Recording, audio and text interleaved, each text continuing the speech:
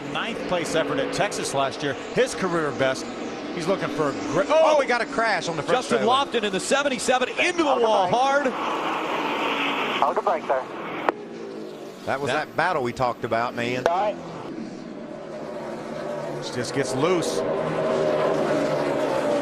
Just gets behind the steering, and we talk about this racetrack with those 9-degree straightaways. Last year here at Dover, Phil, he got his career best finish too. He was third.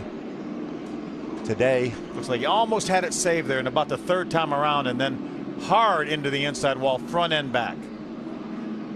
Great truck, but trash was their nemesis. Oh, crash. They had to stop for tearaway, so we have a crash on the track. Back up to the booth. Problems in turn number 4. That's Joey Miller, the number 12, getting spun around into the wall. Caught a glimpse of Mike Skinner, the 5 truck right by. A lot of damage on the 5 truck of Mike Skinner. You see that right there. There's Mike Skinner, the 5 Toyota. Oh, he's on fire. He needs to get in the grass. Take the thing to the left, Mike. You can see Miller sideways. Watch him overcorrect it, Phil. Thing hooks back on him, gets it hard into the outside wall. Here comes Mike. He sees the 04 slowing down, but he just can't avoid him. You could see the smoke, tire smoke from the 04. He was slowing down so fast, he'd lock the brakes. Up front, it's Stacy Compton winning the battle off of pit road. Halfway is being shown to the drivers. Problems on the front stretch. The smoke all across the front stretch, and that bottles up a couple different trucks. James Buescher, TJ Bell, Todd Kligerman was involved in the 8 truck. He's against the inside wall, as you can see. Looks like I don't. It may have started with a Eichler maybe in the 15. May have gotten the back of Buescher. It's hard to tell there. It was just they were all just seized up there. It's so hard to tell there because it's like the 11's being pushed the whole way. Like it almost wasn't under power. I don't know. I'm sure that's not the case, but boy, it looked like somebody had a problem right there, and it definitely messed up a lot of people. Oh yeah, you can see that was the 15 of Brian Eichler, who ran right into the truck in front of him. Outside, so that isn't anything new for him. Cole Witt right there too. I'd like to see all these new faces battling. Oh, trouble! Inside. Big contact, Ricky Carmichael, as well as Parker Kligerman. That was a huge crash. Parker had just been in the pit That was repairing. ridiculous. Here we go. 29 got together. Yeah, looked like the 29 tried to take it in a little bit harder. Did it appear that the 29 thought maybe the 4 would give him a hole there, and the hold wasn't available? It's sort of hard to sometimes pin blame. He jumps to the inside. It looks like the 4 had already committed to go to the inside of the 30. I think Parker Kligerman drove it into a hole maybe that wasn't really there. I think that's a good call, Phil. You know, and another thing, when you drive into a hole, it doesn't matter if it is late in the race. If somebody closes it. You mentioned a Dodge, also following this pack around, it's the Fastenal Dodge. Oh, and problems as they come down the front stretch. Kyle Krisloff involved in this one. He's on the inside of the field trying to pick their way through. Not shoot. There's Mike Skinner. A lot of damage to that Toyota. Has taken place. There's Mike Skinner. Just as Ray mentioned, he thought he had a soft tire. Bounced into the outside wall and came off the wall and made hard contact with the 20 of Marcus Ambrose. They came along with absolutely nowhere to go. Marcus made some contact with Kyle Krisloff in the 15.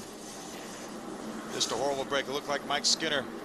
He knew he had a soft tire. There it is. It went down right there. And when he bounced off the wall, look at the damage to the 20 and to the 15. Thank goodness for softer barriers, because he hit that wall hard coming out of turn 4. Well, he sure did. On his inside, he's got Johnny Sauter on his outside, and they continue 3-1. Oh, we got a crash in the tri-oval. James Buescher got turned. Big crash. Oh, and now coming up behind him, we've got quite a few more trucks that are moving into the smoke and can't see where they're going. Johnny Benson, one of those trucks. Ricky Carmichael got hit. That was just a situation where Buescher had gotten touched in the left rear quarter panel. I was watching this develop. Yeah, that's Johnny Benson saying. Yeah, James is on the outside of a 33 of Hornaday. It looks like Todd drifts up the hill, gets into him a little bit, turns him sideways. James was perfect. He was up beside Hornaday racing for the lead, and Todd and you know, we talked about how difficult it is to race a truck through the tri-oval. Todd couldn't get his truck turned, and he got into the left rear of Buescher. You hear? Why? There's a contact right there. Watch this now. What if you're James Buescher, 18 years old, racing for the lead at Daytona and get taken out by a veteran. That's got to make you scratch your head. He's the one that's supposed to make the mistake. Into the wall in turn 3. It's Rick Crawford right there. Golly. The whole front end off of that, number 14. A couple more trucks on the back. Tina Gordon. That's a bad crash. 13. So our first caution comes out at lap 45. Rick Crawford sliding into the infield. His throttle's hung. Throttle's hung. He's exiting the corner. Does a nice job of not spinning out, but just can't ever control the truck, Phil. Never can catch up to it. Now she's got the brakes locked up to try to stop that truck, but she stops in the middle of the racetrack. There comes Rick Crawford right behind Dennis Setzer on the 46 truck. Could not see her, never saw her. Clipped her, turned her in front of Hank Parker Jr., who made severe contact on the inside. As Dennis Setzer, the black truck, he gets by, and then Rick comes along. He was just peeking out to take a look and made some hard contact. That turned her towards the inside of the racetrack where Hank Jr. was, and he made some hard contact. Nice. Boy, brought him down slow, Rick. Oh, problems! Bobby Hamilton Jr. gets spun around. Bobby Hamilton Sr. takes over the finish line, and problems behind them. David Rudeman hitting very hard into the side of the 59 of Bobby Hamilton Jr.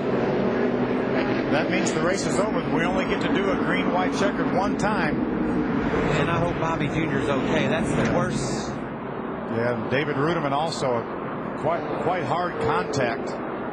Bobby Jr.'s moving around. He's taking a net down. See if we can pay him back and see if Rudeman's okay in there. You can see him wiggle a little bit. And Bobby Jr. laid off it from some reason. I don't know if he backed off or maybe he spun the tires. But Bobby Sr., wow, hard contact from David Rudeman. Remember, David had that hard crash in Atlanta a few weeks ago. But so great that the safety devices that NASCAR has implemented does so much for these drivers.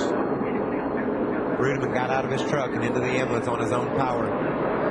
Oh, there it is. Yeah. Bobby Jr. missed a shift. Looks like he missed a shift, and Bobby Sr. had no way to avoid that. But what hard contact again. That's a second hard hit for David Rudeman. Separated themselves. Sparks coming out of the 9. Up the racetrack he goes. Contact is made.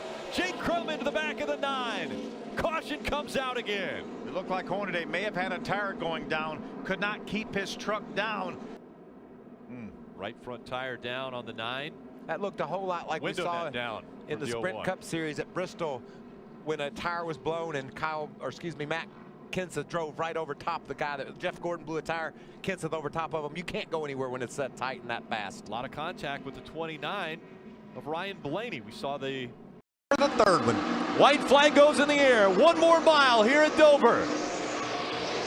Looking for the weekend sweep as well. He's got to start it off right here in the Truck Series. And big crash. Nelson Piquet Jr. and Timothy Peters. That will bring out. Well, right now we haven't seen the caution, but it is out, so that makes it official. The caution comes out for this. Oh, wow. 3 wide. Yeah. See, Timothy Peters could not turn left because Johnny Sauter was there, and I don't think that Nelson Piquet Jr. realized that they were 3 wide. Maybe the spotter didn't tell him that they were 3 wide. Look how hard those trucks hit. Look at all that sheet metal buckling. Great camera work, guys, showing the slow motion impact. It looks innocent enough, but darn, they hit hard. They just jump up off the racetrack when they make contact with that outside wall. Let me back up. That didn't look innocent enough at all. That looks like a crazy crash. Watch Piquet's truck up in the air. You can tell there. 33 today, but a lot of Ron Hornaday fans saying, when is that first victory of 2010 going to get here? Has his teammate right behind him, Ray, and Kenny Schrader.